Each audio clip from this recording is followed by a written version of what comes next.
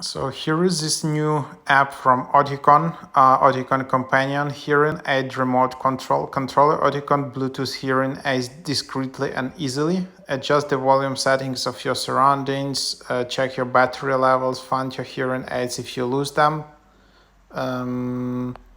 get more out of your hearing aids. So that's basically the idea. And this app right now is in the top charts, but however, it was just released. So just tap get to install it. And yeah, unfortunately, it doesn't have that good ratings. It's just the average rating is just 2 out of 5. You can discount that a bit, that, these are medical apps. People are very, critical and about these apps because, they just should work. And if there is the smallest bug, then yeah, people really put negative reviews there. But yeah, this is just, if you didn't know,